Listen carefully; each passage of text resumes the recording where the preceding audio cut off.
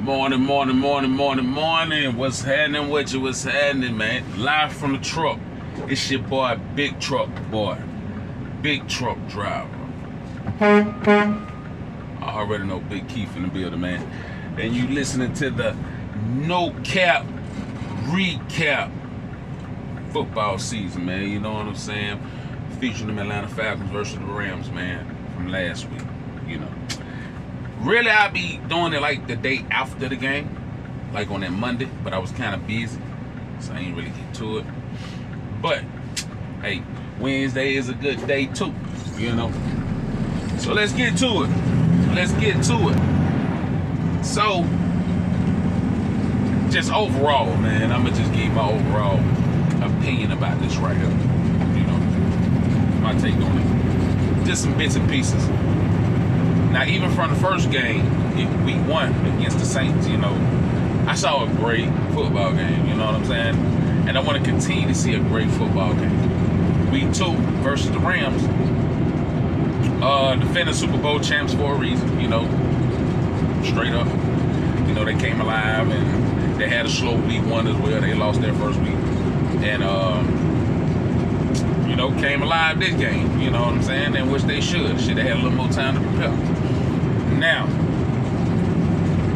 of course, hindsight is 2020. We can all say, well, yeah, you know, Kyle Pitts deserved more looks and move out this and move out that, which is true. That's a fact. He deserved more looks. And I feel like better plays should have been called, you know, for him. But one thing about it, I understand. Y'all got to think, man. This is the guy that hadn't thrown the pass since 2019. So damn near, you got somewhat of a rookie fit. You know, just get back into the swing of things. Now, just hearing his last press conference, which was yesterday, and Arthur Smith's last press conference, which was yesterday. He called into the 929 the game. Shout out to them folks, Dukes and Bell. So yeah, you know, and overall he was just basically, you know, saying that hell, if you're a great fucking head coach of any team, your number one job is to prepare for their top players, especially on defense. So if you're a top defensive coordinator, not even just a top defensive coordinator, if you're a good defense coordinator, 9 times out of 10, you're gonna hang a safety over the top and give him some help. You know what I'm saying? When you're dealing with Kyle Pitts, you're going to automatically take away that receiver. Automatically. You're going to put your best on him. That's what they did to Julio. So when folks was like, damn, man, ain't throwing Julio the ball, it ain't that, shout it. It's the fact that Julio is double every damn time. And the thing is, when he's double, that lets everybody else shine. So think about this. When Smitty was the coach, whenever he, you know, that team had, you know, Tony Gonzalez. Shit, Gonzalez, even when he was double covered, you still would throw it to him in a touchdown situation like the one we previously saw where, you know, Jalen Ramsey caught that pick. Now, I'd have put Kyle Pitts in that position because that's when you utilize your big body tight end.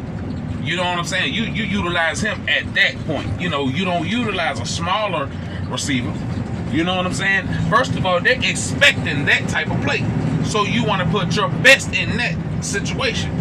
You know, so I felt like that could have been a way better play call than anything. You know what I mean? And those types of things are the deciding factors in a lot of games, you know. Even missed field goals, because a lot of games come down to one damn play, which we hadn't saw from the previous week, you know, week 1 with the Saints. Great game, though. So, yeah. You know, I'm interested to see what Desmond Ridder gonna do.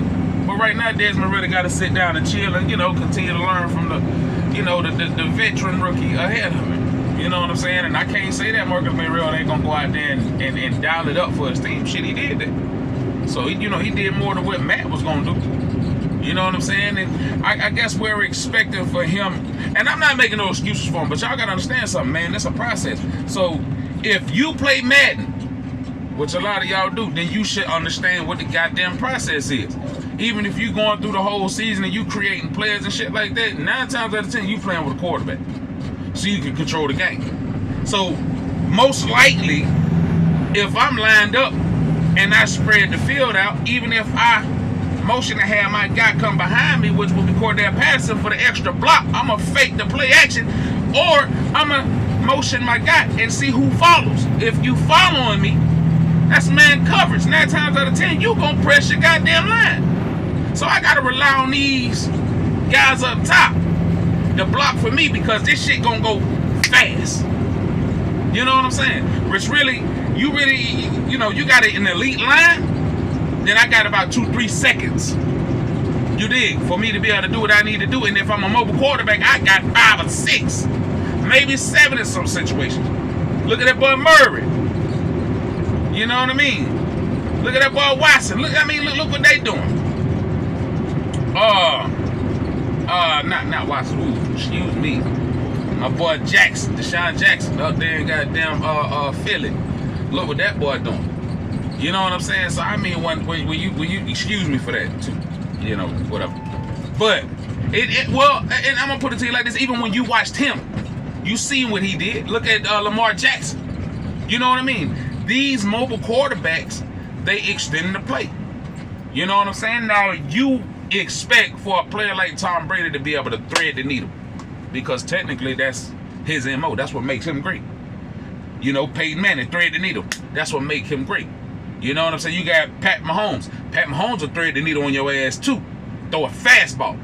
You know what I'm saying? Now, you got some quarterbacks that have, all right, put it to you like this. Like 92-90 games, say you fuck around and put Desmond Ritter in, he'll throw more interceptions than he will, than Marcus Mariota. And you know why? Because he's not afraid to throw that ball, to at least try to thread the needle. But that's like a gift and a curse, because, if you're being responsible with the football, then 9 times out of 10, you're not going to play like that. You're going to actually watch and pay attention to the defense. So if they are doubling Kyle Pitts, then they can't double goddamn London Drake. They can't, even if I put Cordell on the line, you're not doubling him. Somebody's open. So you can press all you want.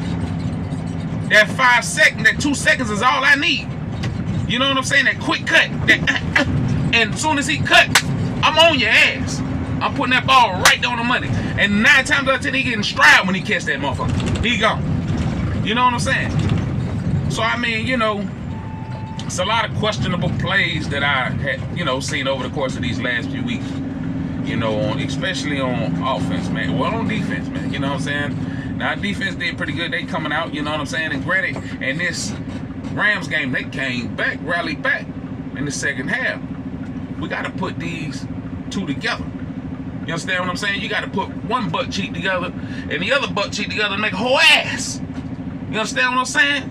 So listen, man, we want to see all 4 quarters put together. That Rams, not that Rams, but that Saint game. Yeah, that was came down to the 4th quarter, came down to minutes, seconds on that clock. For straight up, it did. Now, this week, Seattle. Gino, we know you, man. You know what I'm saying? We know what you're going to do, huh? We know what you're going to do. You're going to run around the field. I ain't going to do what you do. You're going to run around the fucking field. You're going to do all of this and you're going to do all of that. You're going to do this. You're going to do. Gives a fuck. Listen, man. Put a nigga in the middle, spy on his ass. That middle linebacker. Somebody fast. That eliminates all that running shit. You hear me? Now, I'm going to press my line. And hopefully they get there. Grady Jarrett, I hope you get there. Somebody going to get there. But that dude in that middle. Hey, boy, your only job is to do this right here.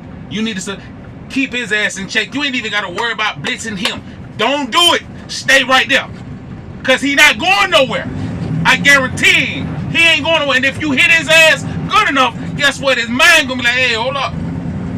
Then now that shit going to turn into